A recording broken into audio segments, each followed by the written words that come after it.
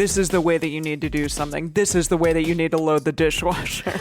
Okay, well, and there's no other way. Before you throw Jase under the bus, I was going to throw myself under the bus by saying this is one that I have a hard time with, that I'm bad about this one because I just know the right way to do things. Wow, look at that. There it is. There it is, ladies and gentlemen. If you're happy with the same old ways of dating, If you enjoy sucking at communication, and you have no desire to improve your romantic life, then our podcast might not be for you. but if you want some out-of-the-box ideas to deepen your current relationships, broaden your sexual horizons, develop a better understanding of yourself, or learn more about non-monogamy, Then you've come to the right place. I'm Jase, I'm Emily. and I'm Dedeker. and this is the Multiamory podcast.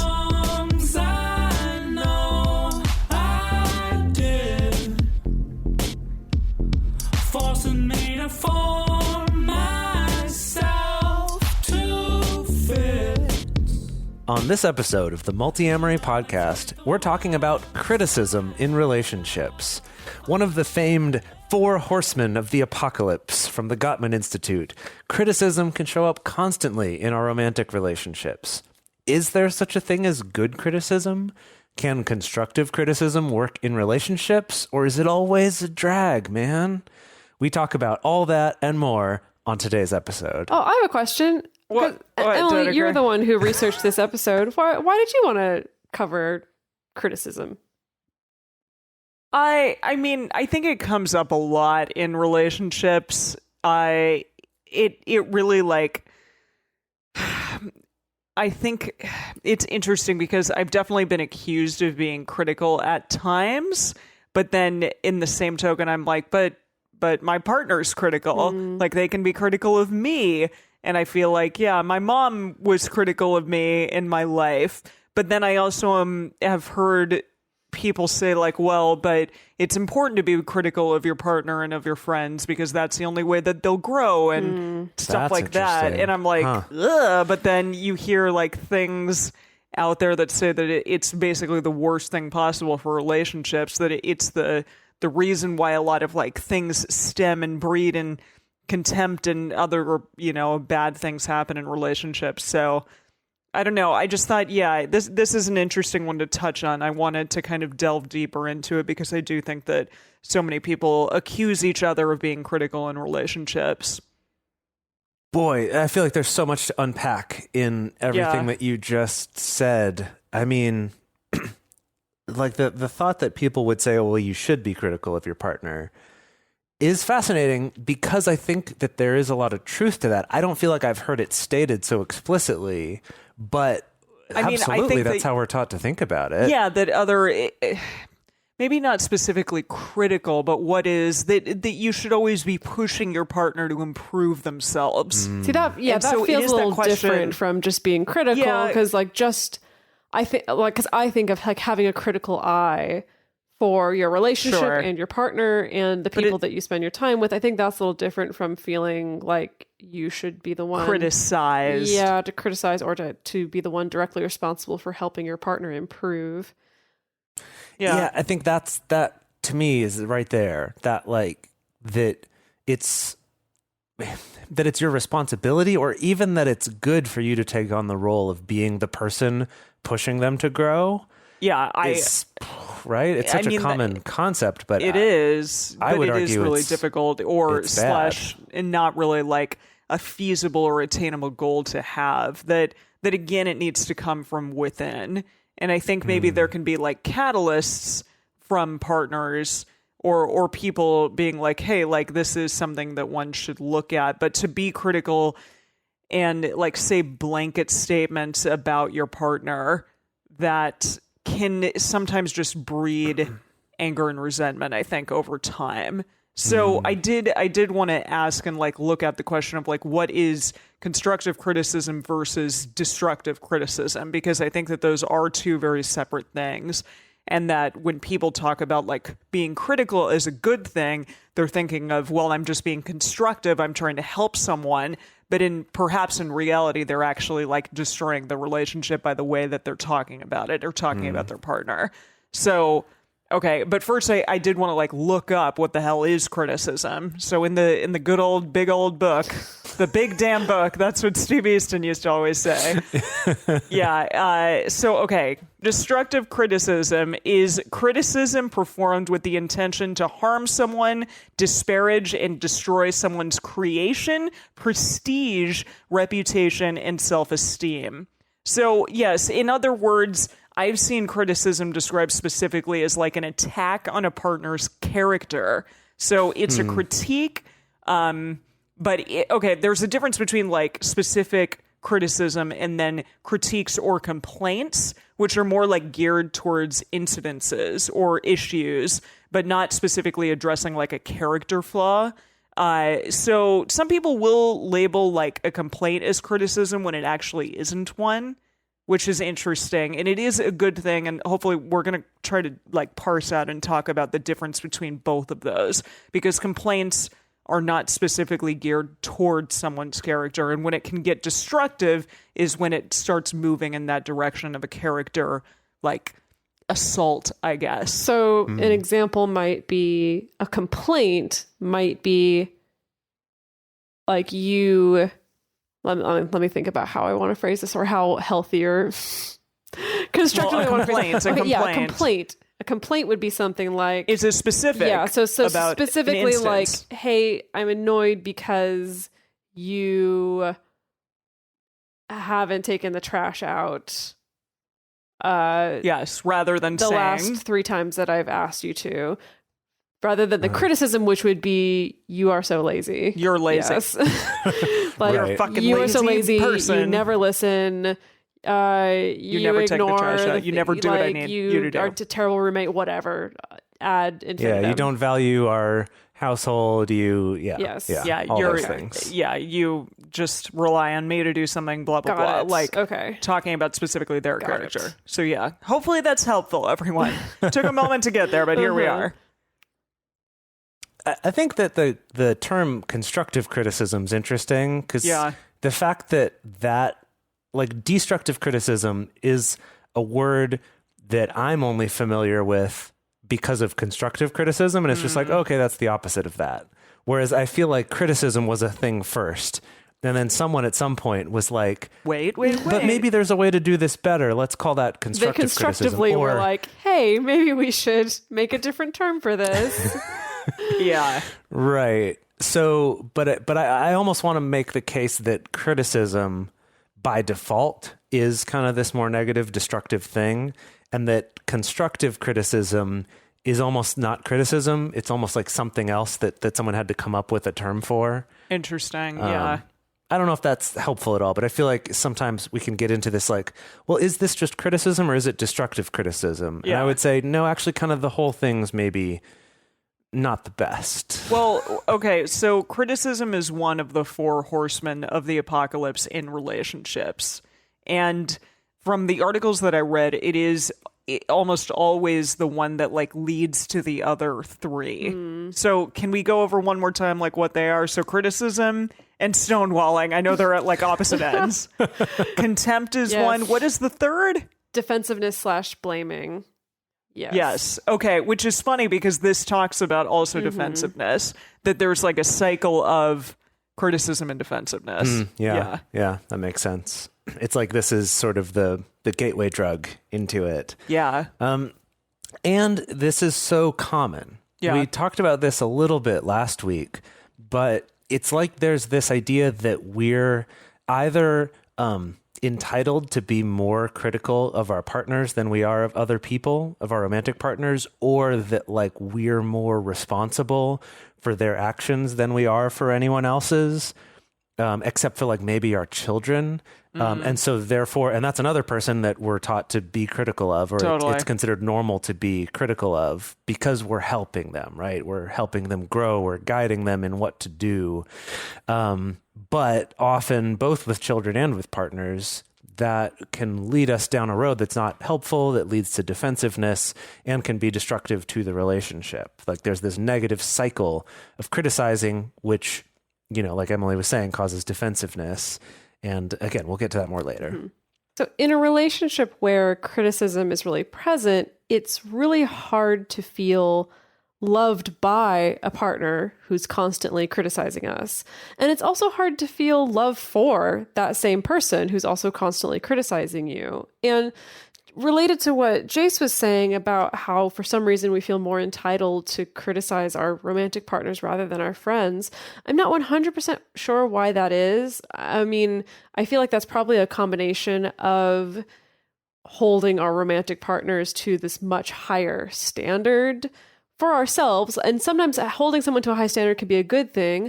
There's also the super high standard that we receive from our culture of what a romantic partner should be. I think combined with the fact that like often you're just more exposed to your romantic partner than your friends, you know, especially if you live with them, if you're with them almost 24/7, and it's like, yeah, you get to see all their flawed humanity. Everything from like their interpersonal issues that they're dealing with in therapy down to like gross like bodily fluids and sounds to like weird annoying habits that they have. It's like, you know, you get exposed to that all the time, and I think that can make it really easy to almost just kind of like your mind just kind of slowly shifts to this place of being critical of these things rather than being able to brush them off if you're constantly exposed to them. Yeah, it's interesting because we've talked about like parents being critical and then us being critical of our romantic partners. And this may be a little Freudian, but it is that idea that like sometimes we act as parents to our partners in various ways, which I don't think that we should. But sometimes people do slip into those habits of doing things like that, especially, you know, you probably don't want to have sex with a person who's scolding you about not taking the trash out, you know? Yeah. It's a real killer of that intimacy and affection. Yeah. And again, that's what these articles and I think the Gottmans really get into and talk about is that it's not sexy to feel criticized by your partner. It's not... because then they become your parent almost. But it's also... And you get into that defensive childlike cycle. Well, I was going to argue on the flip side is I think it's also not sexy to feel like when you're in the parent position, like it's also not sexy to feel totally. like my partner is a child who needs cleaning up after or who needs to be told what to do with their life or whatever. Like that's also not very sexy. Yeah, like I have kids, but then also my partner's another one of the kids. Like you hear that friggin' thing out there in the world. Yeah. Yeah. So, like, okay, because I could see some people listening to this and going, yeah, but what do I, but my partner's doing this shit that I can't just sit by and ignore it or have them, take advantage of me or whatever, however it's manifesting. So I feel like it's worth clarifying that this episode isn't about like you can't ever be critical or like have constructive feedback or ask for something. There are better ways in which to do it. Yes. And asking for things, I mean, there are much better ways to ask for something rather than just being attacking your partner's character or making a sweeping generalization about who they are simply because of something that they're not doing for you or for the relationship. So can we get into potentially like some examples of criticism in our own relationships, like romantic or otherwise? I'm trying to think. Yeah. Because with my mother, I know there were a couple times, I mean, I said it in the last episode that she said that like, well, you're not a risk taker. Maybe because at times I was a little bit more, I don't know, cautious than she was in various things. But for whatever reason, she saw that as like a flaw. I wasn't a risk taker. And so she made like a sweeping generalization about my character. And I still remember that to this day. And it is kind of interesting because I don't think of myself in that way now, but I do have moments of being like, wow, like, did I not take enough risks when I was a kid? Do I not take enough risks now? Things like that. Yeah. I'm trying to think of examples from my own life. I feel like it's often like that kind of generalizing into saying like, oh, well, you always or never do something. Right. Like, or not even just you always or never, but like you're careless because of one time that, you left something out instead of putting it in the fridge, or right. Like, or you've done something like that it's like easy to go to a judgment of sort of who you are as a person, of like, you're careless or you're selfish. Yeah. Like, I know that's one that I've sometimes thought about partners because of some little thing that they do or don't do. And it's like, my mind will go to like, oh, see, my partner's selfish. And like, even for myself, even if I don't say that to them, that's still even destructive to how I'm thinking about them. Totally.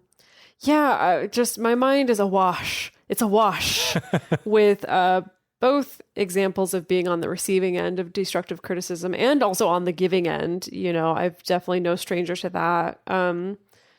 I think that we'll get into this a little bit later, but I do see myself as a very critical person. And I feel like this is the thing I have to rein in the most in relationships. And I know for myself that like, I've learned for myself that anytime you statements get trotted out from me, that there's going to be destructive criticism attached to it pretty much 90% of the time. And so for me, that whole trick of doing the I statements rather than the you statements is really helpful for me to avoid that, maybe less so with other people. But yeah, so that's what I think of on the giving end from me. As far as on the receiving end, yeah, like the stuff that I think about that's the most hurtful is when it's generalizations, when it is like, well, you're just this type of person, or you just don't like to do this kind of thing, or you just don't like to, whatever it is, or you really like doing this, like anytime someone kind of makes a generalization about just who you are as a human being, that's the toughest to swallow or hear. Absolutely. Yeah. So let's kind of go through some bullet points here of like what counts as destructive criticism specifically. So I'll start this off is that the tone of how it's delivered is important. So if it's a raised voice or like visibly angry or upset or condescending in your voice. Another one would be starting a sentence with you always or you never or you should, kind of like Dedeker was saying, like you statements. I added should in there because of you though, Jase, because should. The should. Wait, did someone deliver some shoulds on someone else? What's going on? Why did you add it because of No, Jase? just that he hates the word should. I think it's almost always a problem when it's used. I think it's almost always used for evil and very rarely for good. Even when we use it for ourselves, and I do it, I still use it, but I try to be more aware and not rely on should, because it's like should carries with it this kind of like a value judgment. Yeah. Of like, you should do this rather than maybe this would be a more skillful way to do this, or this might be, a more advantageous way or a better way. Have you considered trying this way? Yeah. Right. But the you should, it's like this, there's some outside force kind of forcing you to do this thing. Like, oh, I should be better at this. Oh, I should do this more, is just not a helpful way to think for ourselves. And it doesn't foster other people doing what it is that we're saying that they should do. In fact, it does the opposite. Right. It makes them feel shittier and be less likely to do it, I would argue. Another clue that it's destructive criticism is, if someone's giving needless insults and there doesn't seem to be a way to placate the person, because I think that's the other thing with criticism is that sometimes it can be motivated just by hurting or just by getting like your own angry feelings out. And no matter how much you say of like, oh, okay, well, I'll do this or I'll do that, or I'm sorry about that the person doesn't seem satisfied, that can be a clue that it's like, oh no, this isn't like any kind of productive or constructive conversation. It's just destructive criticism. Great example. Hearing from a partner, them giving the caveat of, oh, no offense, but da da da da da, or oh, not to rain on your parade, but da da da da da before a comment. Or it's probably going to be destructive or criticism. Sometimes even don't take this the wrong way, but da da da da da. Usually, I mean, but I think you are really terrible at this. Yeah. In the purpose of avoiding always and never statements, it's not always the case that if someone who gives those disclaimers and caveats that it's going to be destructive. But I know in my experience, usually anytime I hear that kind of disclaimer, I'm always like, ugh, okay, here it comes. And sometimes I've found it's a signal that like the person just isn't cognizant of how to give criticism or feedback in a way that's not destructive. That like maybe they have a legitimate observation, but they don't know how to say it in a nice way. And so they have to give the disclaimer of like, oh, don't take this the wrong way, or don't let this hurt your feelings, but yada, yada, yada. At least that's been my experience. I don't know. I don't think that's necessarily representative, but yeah. They should listen to this episode. Well, oh gosh, okay. We're not going to talk about that. This type of criticism that's destructive is often filled with blame. So it can be something like, well, you're the kind of person who just gets really distracted and, gets really caught up in new relationships and ignores my needs. And that's why I can never trust you. Like, it's your fault that I can't trust you, is because you're this kind of person, that I think that it can be not just picking out something about the other person's character, but can also be a way of shifting the blame onto them for something that's going on. Or it could be something like, our house is never clean because you're a person who never cleans up after themselves, or because you're lazy, or whatever, things like that. Yeah. Or you're just overall a messy person. Mm-hmm. Right. Which is hard to hear, probably. Yeah. And to kind of go along with that, again, it's these blanket statements that aren't focused on improvement. They're not focused on like, hey, can we talk about some ways that I can help you clean the house more? Or that we can like come up with a schedule to figure out the chores for the home, as opposed to just being like, you're lazy and you suck or whatever. Yeah. I wanted to comment on that because I feel like this is something that I see when working with clients so often, that there's such a big difference between the conversations where it's uncomfortable and we have to maybe call each other out on some bad behavior on both sides. But we're also focused on like, let's come up with an action plan for how this can be better. Let's come up with things that we both can do to make this better. There's that conversation is so different from the conversation that is just critical and not focused on improvement. That is just like, I'm just going to unload on you all of my years of frustration, or I'm just going to unload on you all the things that disappoint me. And then I just feel hopeless and resigned. And I'm not actually interested in figuring out a way to fix it. It's very, very different. Both conversations can be really uncomfortable and can be emotional and can have quite a bit of upheaval in them. But one of them, heads things. It's moving the relationship forward. Yes, one of them's actually moving the relationship forward and actually pushing us toward like, okay, but we're on a team regarding these things, as opposed to, I think the other conversation encourages more of that me versus you dynamic. Absolutely. Yeah. And to go along with that, there might be some belittlement or patronizing behavior.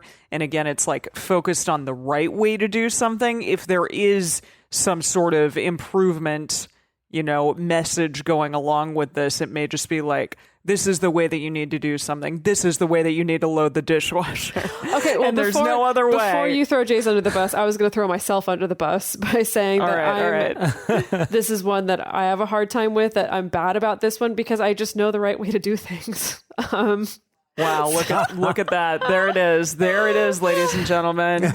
No, really though. Sorry, I'm kind of making fun of myself a little bit. But yeah, that I think that I definitely carry with me this sense of like, well, I can just figure things out. Like, I know the right way to do things. And so this is one I have to always avoid, or try to avoid, is reminding myself like, there's many different ways to do things. You don't have the best way to do things. It's okay. Let people figure out the way they're going to do it. Like, it's okay. So... Yeah, and this goes into kind of the next thing here. So, Jase, I thought for sure you're gonna be like, yeah, you're terrible at that. Sorry, you just seemed very enthusiastic when you're saying that. Yeah, and I was like, oh boy, here it comes. Here it comes. Well, no, I was just gonna say that thing of saying this is the right way to do something is often a big part of this. And something that is really interesting is that I feel like most often people who tend to go that route with destructive criticism, that's more like, this is the right way, or you have to do it this way. And they might think I'm being constructive, I'm helping them. That people who tend to do that, in my experience, tend to be people who consider themselves very smart or very put together or very skillful, or they just know the right ways to do things, or very logical, or all these sorts of things. You mean Dedeker? Yeah, I'm talking about Dedeker. Yeah, obviously.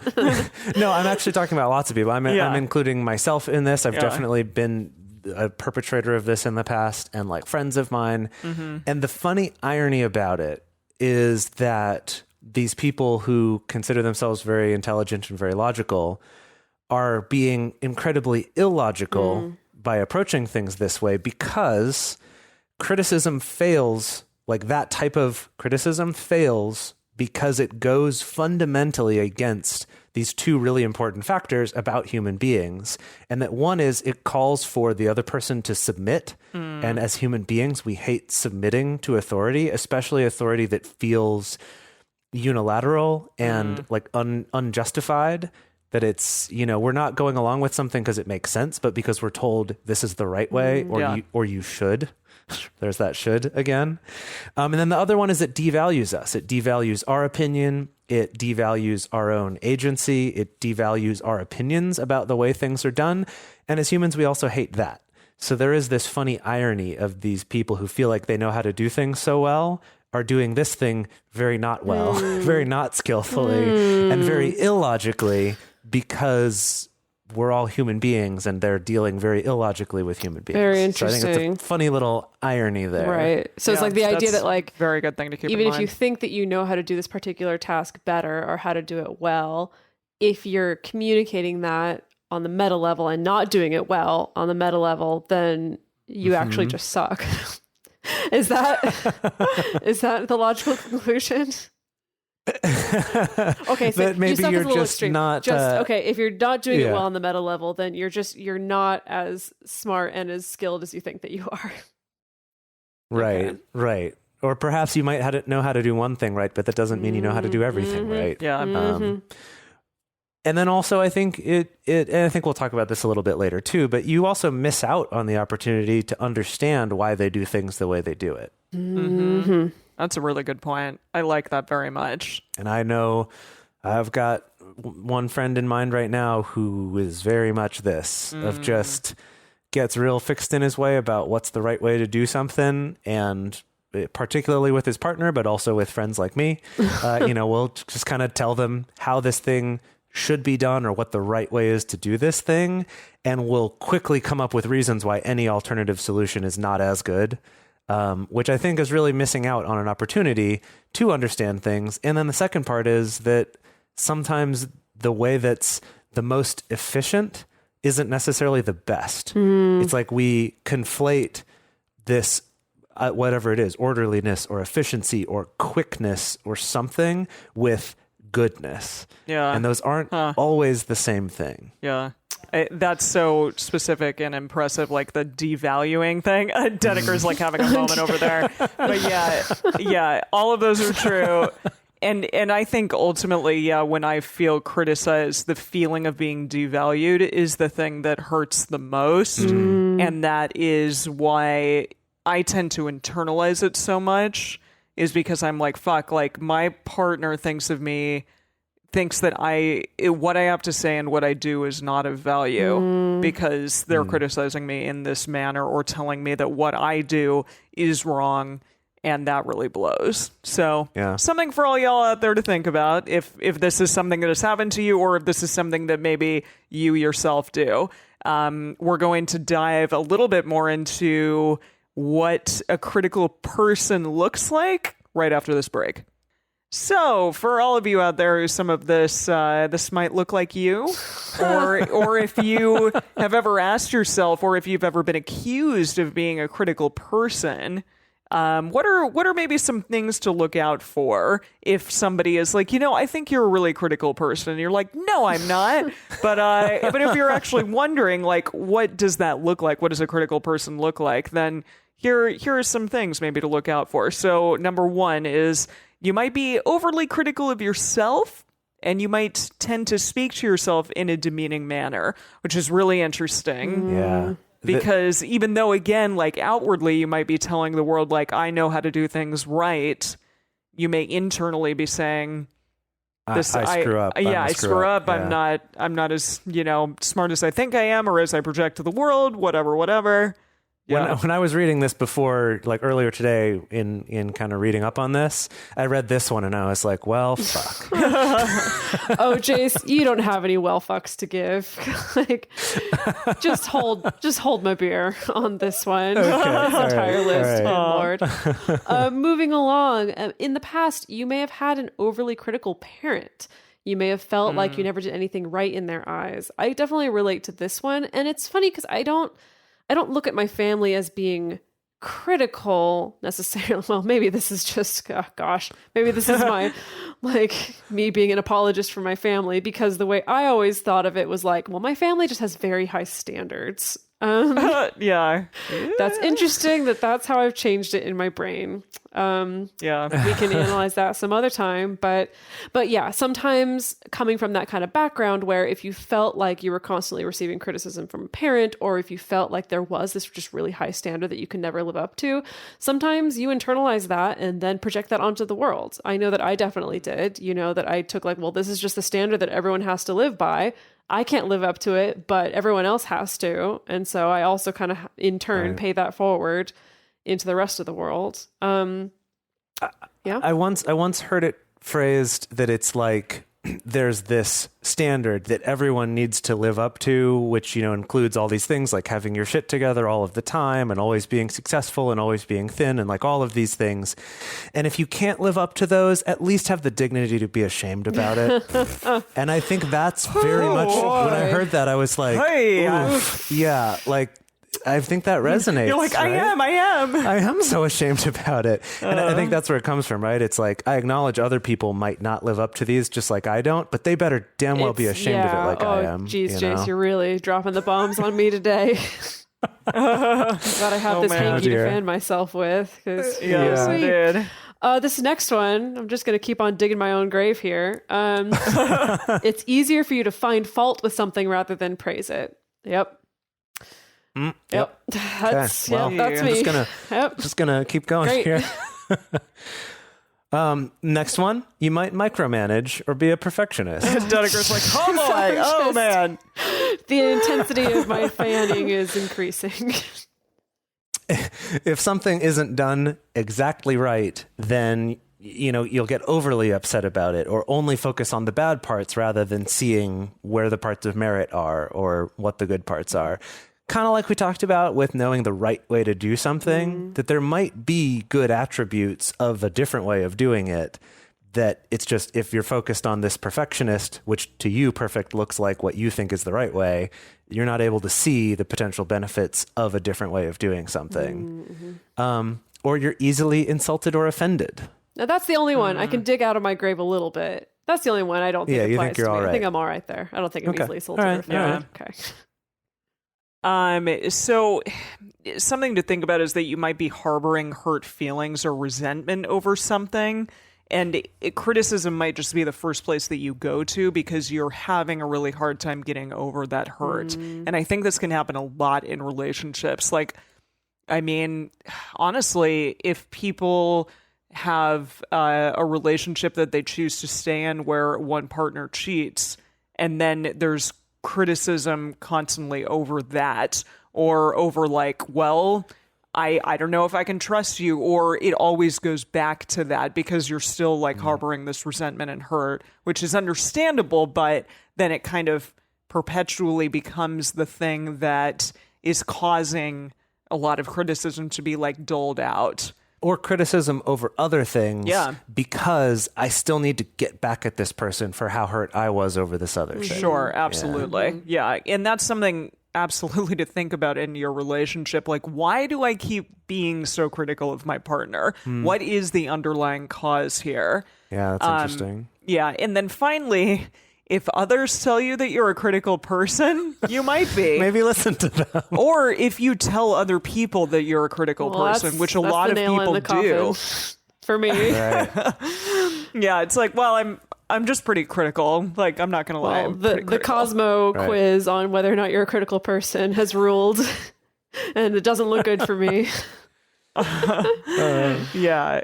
So, well, okay. And when we talk about defensiveness, that's the one that I am. So I'm defensive and I'm also really mopey. And as my partner might say, I get in a victim-y place. So all of those things are something that, that I know that I'm bad at. So I may not be very critical, but I definitely am those other things. So criticism can definitely go both ways. It isn't always just one person who's the critical one and the other person who's defensive or whatever. There are some instances where either partner can get into a pattern of criticizing the other, and then the other person gets defensive, and then vice versa. Or I know, one I really had to train myself out of, and I like to believe I'm getting better at this, but a pattern I saw a lot growing up was kind of the whataboutism criticism. The like... Isn't that a logical fallacy? Logic lady?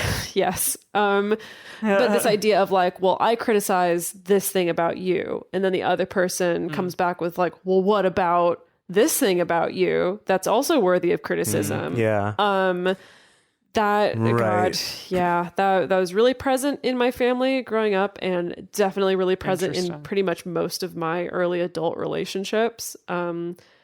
Something that I'm trying to get better at. But criticism is a thing that it's like not only is criticism itself not very productive, it also generates defensiveness, which is also not very productive. And we can just kind of end up in this cycle of one person criticizing, the other defending, and then back and forth, and then nothing actually gets resolved.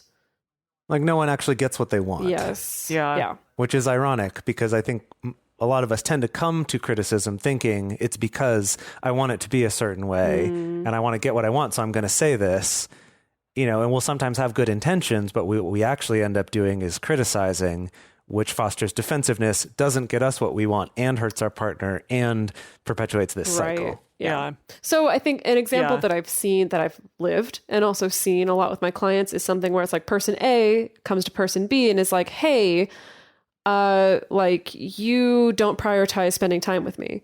And then person B gets defensive, is like, what are you talking about? Like, I blocked out all this time last week that we spent together, like, what are you talking about? And then even if that interaction doesn't go any further and no one says anything else, it's like, no one's still gotten what they wanted. Like person A hasn't gotten feeling like person B prioritizes their time together, and person B hasn't gotten feeling like person A acknowledges the time that they do spend together. So it really is kind of like a weird zero-sum cycle where it's like no one really comes out ahead.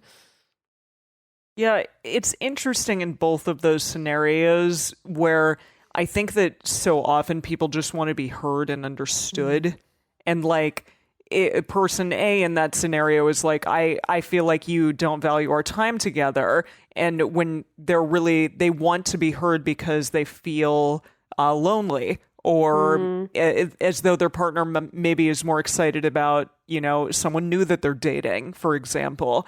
And person B wants to be acknowledged with all of the time that they are giving to person A, and they want to be understood for that. So I think that we're going to get into this next, is that there are ways in which to like fight better and to actually ask for what you need and try to have the ability to give your partner what they need in those moments. But even like just assessing those things for yourself, like, why am I being critical here, is potentially, it's really difficult for some people. Yeah, definitely. Well, shall we get into this list here? Sure. How to improve our criticism, make it constructive, make it more, also maybe let go of some of the need to be right and instead focus on getting what we actually want and what we need, as opposed to just punishing someone for not giving it to us. So this number one hang on, here, this is a list we got from somewhere, right? Yeah, from psychcentral.com. Okay, just wanted to make sure we've added a little bit. We've also added a little bit to it. So you won't get this list 100% from them. No, but they just have some of this. They have 6 easy ways to stop criticizing and improve your relationships, but we added a 7th or an 8th thing? I think a 7th thing. Yeah, a 7th thing. So, okay. Do a couple of them, that Jase. Multiamory special sauce. Yeah. All right. So little dabble, do ya? Yeah. Yeah. So the first thing is to be realistic. So I put yours I in know. here. Sorry, I sorry. hate this, Emily. What? I mean, Okay, hang on. I'm just going to preempt it by Yeah. saying what a positive thing it is that really the only criticism we have of you is that you're so critical about loading the dishwasher correctly. Okay, great. So if your partner always loads the dishwasher, quote, incorrectly, realistically, they might never stop doing that. Maybe you just have a sense for dishwasher loading that other people don't have. you do. You're the Tetris king.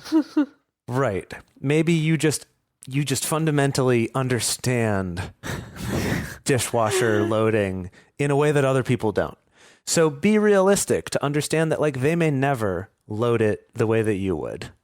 However, there's things you could do about it. You could choose to just be the one who loads it and instead ask for support setting the dishes up or rinsing them or doing something so then you can load it. Or just get over it and not worry so much about how the dishwasher's loaded. What's funny is this issue has actually been a point of contention between myself and my roommate, who thinks that he knows the right way to load dishwashers. No. Man. Oh, Wow. Yikes. So do you yeah. both like trouble get in really paradise. upset at each other over this? Well, and what's funny is what I realized eventually after getting pissed off at him a few times and us arguing about it was realizing that the metric that each of us were using for what's correct is different. And that's... Oh, Yeah. okay. Yeah, that just sort of our whole philosophy about cleaning and dishwasher loading and stuff, we just have different things that we value. Huh. And I think that's something that kind of what I was talking about earlier of if you're just asserting I know the right way rather than understanding and valuing a different way to do something, is that you might just have different things that to you are the qualities worth achieving in dishwasher loading or cleanliness. I did recently learn that like your family of origin has particular standards around dishwasher loading as well. And when I learned that, I was brought up with yes, this. when I learned that, I was like, oh, that makes so much more sense. Yeah, that does make sense. Yes. But Dedeker, you Yes. also know, like, you know what? I'm just gonna leave it to y'all. I'm assuming because that's what I would do ultimately. Yeah. Right. But what I'm trying to get at, though, through my experience with my roommate, is understanding that, first of all, that like there could be different criteria for determining what's good, like what makes a way of doing something good, and that we don't have to have the same ones necessarily. However, you're going to get along better if you're able to at least respect each other's metrics for goodness. Perhaps that means that you can find a compromise, or perhaps it means we agree to disagree, but I can at least acknowledge that you have a way of doing something and you haven't died yet. So clearly it works to a certain level, and maybe that's okay. Right? Maybe that's acceptable. Because that's a metric if you haven't died yet. Yeah, you Wow. haven't died from loading the dishwasher yet. So it's okay. It's worked out. And then that goes into this next one, which is respecting their autonomy. And that's something that, gosh, which episode was this? Where we were talking about, it was a few weeks ago, where we were talking about public health messaging. Oh, right. And that, Yeah. It was like about ads that are it like was the rules, anti-smoking the rules or something. and agreements featuring boundaries. Yes. Yeah. That respecting someone's autonomy means putting that caveat of like, you can do this however you want, right? Like I might have some suggestions, but you don't have to do it my way. Yeah. And that actually will make someone more willing to, want to do it in a way that pleases you. Because again, they're not submitting to the one Right. way to do it. Yeah, it's like you give them a way so that they can win by feeling like I'm doing something good for my partner, and you get to win by getting what you want. As opposed So you're to manipulating. No, I'm kidding. well, right, as opposed to the other way, which is I'm going to make you lose Yeah. by feeling criticized and having to submit to me, and I lose by either having an unhappy partner or not getting what I want, or more likely both. Yeah. So the next one is going to be look for the positives. I think this is really important. Mm-hmm. If you see something that your partner does well, you should tell them so, and you should tell them often, especially if you are erasing a negative interaction. So, okay, what was this that you found, Dedeker? So successful relationships have a 20-to-1 positive to negative interaction ratio. Yeah, that's on like an everyday basis, that for every one negative interaction you have with your partner, a healthy relationship has 20 positive interactions. That's the ideal, right? Well, that's what they found successful relationships had. It wasn't like okay. we created this ideal. It was the Gottman studied healthy relationships and successful relationships and found this was the ratio of positive to negative interactions. But if you're in a fight or a conflict, then you need to have at least 5 positive interactions to 1 negative interaction. That's just in the midst of a fight or conflict. Yeah, I think as you're hashing something out, that for every 1 eye roll, there's 5, let's say, times where you're like, oh yeah, you're right, I totally understand that. Or like, oh, thank you for being willing to talk about this. Or, hey, let's try to come to, you get what I mean. That it's like, there's ways to have still positive interactions, even when you're in the midst of a disagreement or a fight.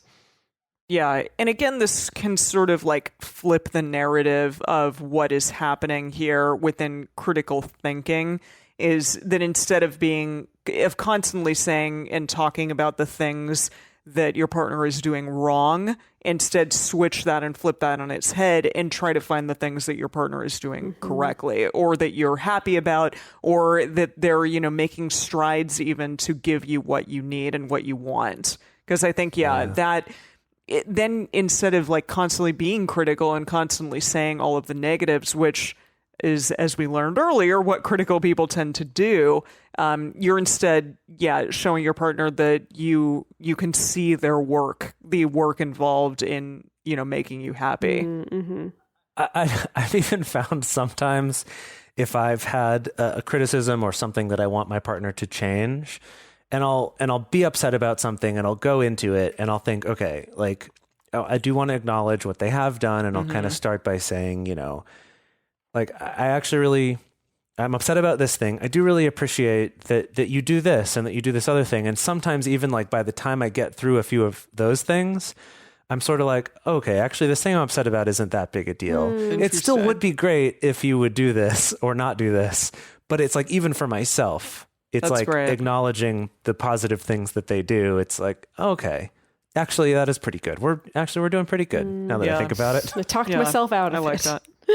Yeah. Another thing is to not take your partner's behavior personally. So try to assume that your partner has the best of intentions when they do something that annoys you, or if they that you're on the same don't team. do something that annoys you. I mean, don't do something and the not doing of it annoys you, or they screw up in some other manner, because there can be a multitude of reasons why something happens. I think I've shared on podcasts in the past that, my critical nature tends to come out in like holding people to this high standard of like, if I ask you to do something once, you're going to remember it and there's no excuses to forget. Or if I make a request once, you're going to remember to do it and you're going to do it right away and there's no excuses to not. Like that's the standard that's kind of been baked into my cake, as it were. The Dedeker cake. And so that means, I think, I shared this example last time, that it's like if a partner comes home and I'm like, oh, did you get this thing from the store that I asked you to? And they're like, oh, dang, I forgot. That it's really hard for me to not feel like, oh, that was about me. Like, oh, they just don't care about me. They don't care about my needs, or they're, they're not organized enough, or they're not put together enough. Or like, it's really easy to make it about me when it's like, if I just put myself in that situation where I'm like, it's so easy to just forget, to just be like, oh, whatever, got caught up at work, or, oh, like didn't write it down, or, oh, like, it's like such a normal thing. And so anything that you can do to kind of remind yourself not to take this behavior personally, is great. Yeah. Yeah. Next one here is take a moment and consider whether something actually needs to be said at all. So try calming yourself down and reevaluating, do I need to speak up about this right now while I'm annoyed? Halt. Yes. Do a little mini halt for yourself. Evaluate. Is this something I need to bring up right now? Is this something that we could maybe talk about later? Maybe I should write it down and remember to talk about it at our next radar or whenever we have a moment where we're talking about things. Or is it maybe not something I need to bring up at all? And it could be any of those. And that doesn't mean like one of those is the right answer, but just take that moment and evaluate it. In Buddhism, there's this 3 questions. Is it true? Is it kind? Is it necessary? I think sometimes the is it necessary is always a tricky one to answer, but it's at least kind of a starting place of asking those questions. Like, is this true or am I just upset? Is it kind? Is there a way to do this that's kind? And is it really necessary? And I think those are great, very valuable questions to ask yourself. Yeah. So one of the big ones here is to learn to ask directly and respectfully for what you want. So, okay, let your partner know why you would appreciate it if they did something, why it is important to you if they stopped doing something. And instead of like calling out their character flaws, which is a thing that I think turns constructive criticism into destructive criticism, just like let them know what you want. So also like move away from stating things as absolute truths, such as this is the right or the wrong way to do something, or you should do it this way. But instead say things like, it's really important to me that the house be, a really tranquil and clean and lovely place for us to live in. How can we figure out a way to make it that for both of us? That's something that's truly important to me. Can we figure out a way to do that? And this last one, this is a huge one for me, and that's to manage your own anxiety and stress, or at least be aware of your own anxiety and stress level. Sometimes critical feelings toward your partner can come up when it's actually about you. You may have something that's going on. You may be feeling tired. You may be feeling overworked. You may be feeling anxious about something. I know for myself, I've learned that the amount of alone time that I'm getting directly corresponds to how kind and compassionate and gracious I'm able to be with my partners. The less alone time I'm getting, it's not even about like just me spending time with one partner. Too much time with one partner means I become critical of them or something like that. It's more of just if I'm not getting enough alone time in general, even if I'm not spending all my time around that partner, then I'm much more likely to get annoyed and be anxious and be stressed out. And that manifests sometimes in being critical or being harmful toward my partner. So that's something to bear in mind too, is like make sure that you're getting enough of the things that you need, whether that's alone time like me, or it's decompression time, or enough sleep, or enough restorative time like meditation or yoga or exercise or therapy.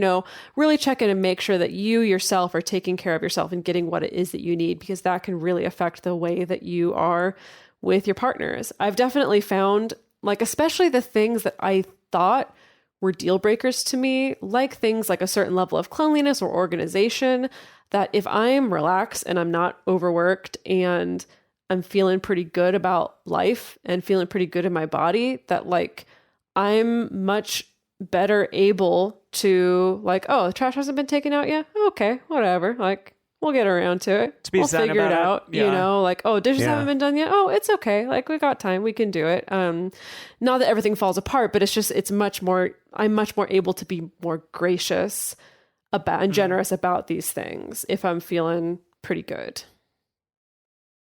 Yeah, I would agree with that one. That also for myself, it helps me to kind of gain some perspective on what are things that this partner or roommate or someone does do that I don't, that I really appreciate, that it kind of helps it for me, like with the cleanliness thing is an example for me, that during times when I'm not feeling as overworked, which does tend to lead to me being a little less tidy and a little less clean, like leaving dishes in the sink or something like that, that when I'm in that state and then my roommates do it, it just drives me fucking crazy because they're much worse than I am. Yeah. But it's like, but then other times where I have a little more time, I'm a little more collected. It like actually brings me a little bit of joy to clean up the dishes because there's that satisfaction of like, I did it. I don't want to do all their dishes, but if there's a few out and I kind of can maintain this like base level, I feel a lot better. I'm less critical of them and am able to appreciate more of the positive things. So that's something I've noticed for myself, at least. Yeah, no, that's fantastic. And if you were on the other side of all these things, if you are getting criticism from your partner, from a friend, there are better or worse ways to handle that criticism, and better or worse ways to learn how to like maybe not take it so personally.